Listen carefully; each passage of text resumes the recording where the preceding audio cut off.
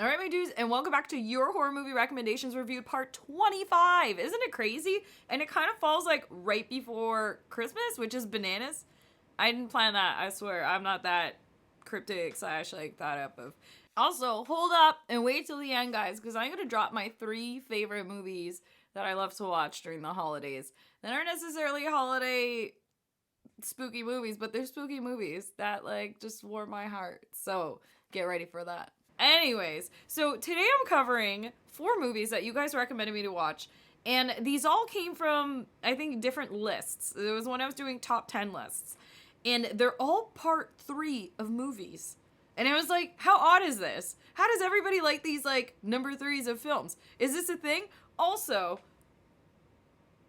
yeah, it blew my mind. You know what? I was like, how could there be this many? Anyways, so let's start talking about these ones that you guys threw at me. So number 1, The Omen Part 3. Okay. That was recommended by Sandy from YouTube. Thank you, because I'm a huge fan of the original Omen. I think it's such a great film. It's done like front to back perfectly. The cinematography is amazing. The story's creepy. Damien in general is terrifying. And The Omen 3, has anyone seen this? Have you guys seen this? The Omen 3 takes it with that freaking Sam Neill dude, right? We love Sam Neill. We love freaking Dr. Loomis and we love Sam Neill. Anyways, it takes Sam Neill and he's like an adult and he's like working like as like a Congress dude and / like trying to be president, and he's obviously still the devil. And he's basically just trying to like navigate his way up and like to take over the world.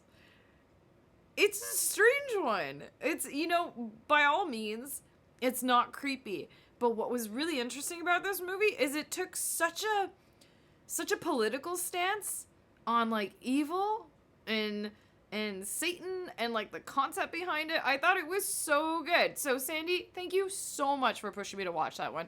Legit, I really enjoyed it. Next up. Puppet Master 3, and that was recommended by the Trash Stash from YouTube. Dude, you have 2 on my list this week. So we're going to start with Puppet Master 3. Again, I still haven't seen Puppet Master 1. I think it was Vincent Demers. You were talking about that recently, that you've rewatched them all. I really need to rewatch, like, I just need to see them all. I've only ever seen, like, clips and excerpts of it. So I watched number 3 to start. And boy, was I into it. It was so good. Dudes, it's like, I can't even describe to you. So this movie takes the stance of like crazy, angry, I want to say like Nazi people, army people, and they find out that this puppeteer dude knows how to make puppets come alive. And they're all like, ooh, we could use that for like our fighters, and like we could have like wicked war zombie people.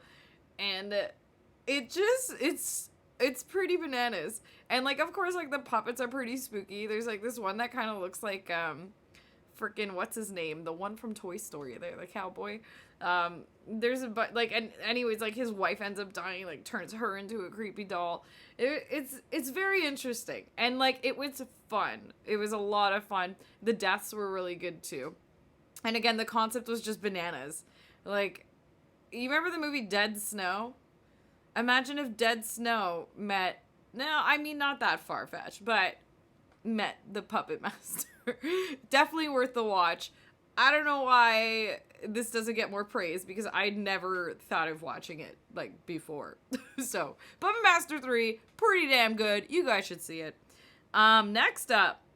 Ooh, and again, the Trash Stash told me, I can't even speak. The Trash Stash, there we go. Told me to watch Return of the Living Dead, Part 3. Okay, I'd never seen this before. I didn't even know it existed.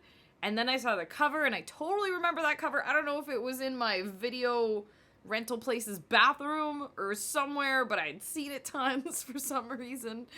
And, yeah. Okay, this movie, it's still streaming, I think, on Tubi TV. So far, I think all 3 of those, except for The Omen. The Omen was on Disney. But the other 2 are all on Tubi free right now. Let's just take a minute and talk about Return of the Living Dead 3. What a concept. So you're basically on the side of like this kid, and his dad's like a bioweapon dude, and like he's all like working on experiments, and like the dude is like, oh, let me like show this new girl, like I'm seeing like how cool it is, and like these like places where we shouldn't go, of course. And she's like, oh yeah, this is so cool. Anyways, of course something happens. They fucking no, what happened? Yeah, so like they're about to get caught or something, and like they basically jet off on his motorcycle, and she's all like playing with his package while he's driving a motorcycle, which is like, don't do that.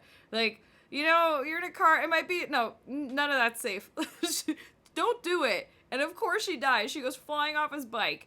And then, so, oh, I fucked up a part, guys. Go back, in the place, they see that this guy's getting reanimated. Like, he's dead, but he wakes up. So, he knows to bring her back, to hopefully bring her back to life with whatever goop or shit that they have in there.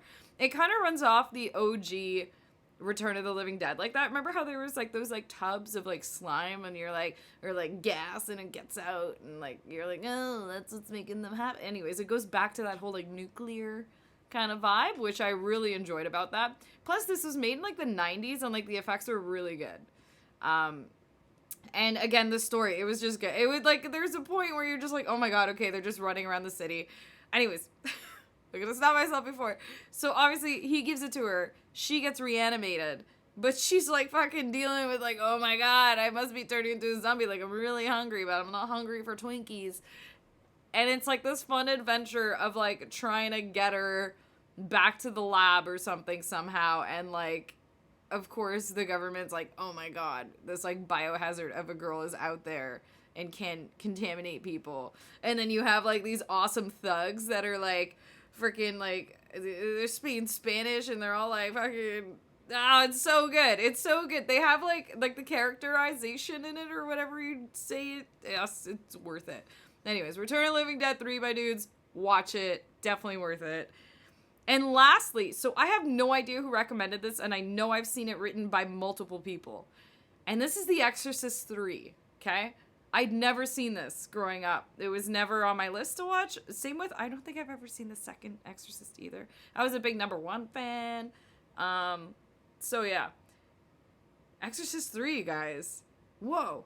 It takes like a whole nother scene on it. So the first one's all like Reagan and like her like getting possessed, and like it's more like terrifying. It's like, you know, the feeling of like a helpless mom dealing with a little girl being possessed. When this comes back to the priest, and how like the priest died like in the OG one, and it's like that demon still messing around with these other priests, like kind of like they're I don't know, it's like a huge freaking, I don't know, priest terminology, but it's a battle of the priests. I guess. Anyways, it's so much more, it's serious. It's a lot more serious, a lot more dialogue, and it's good. It's actually pretty good. Scary wise ish. There's like a whole scene where like they're kind of face to face like in the cell, and like he's changing, and it's pretty creepy.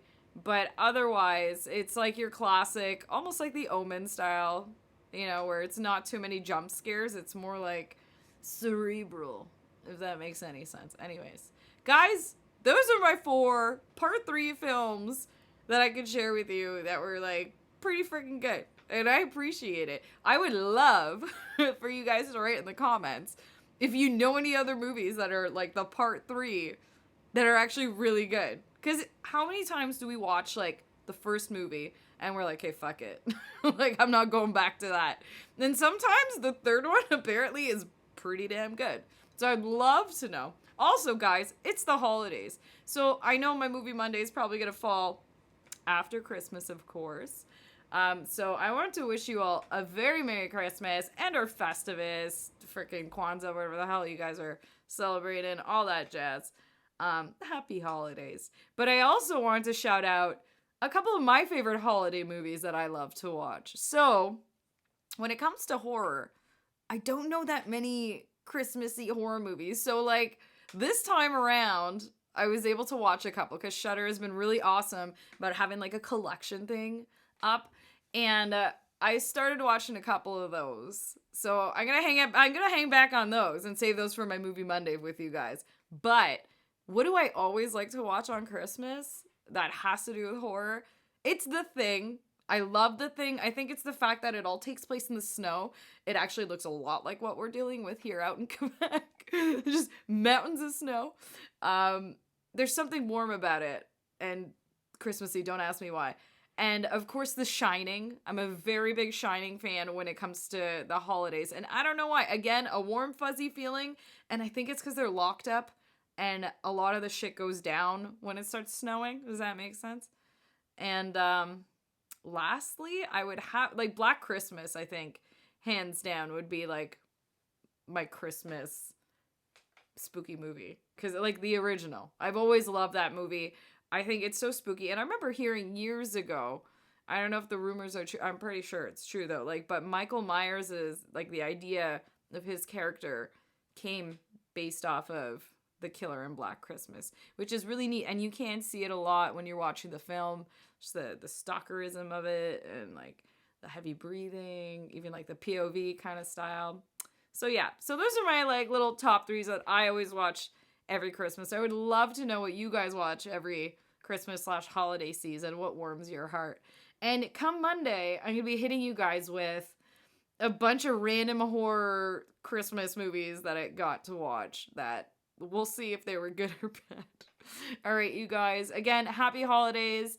Have fun, be safe, and I can't wait to see you guys again. Have a wicked one. Bye.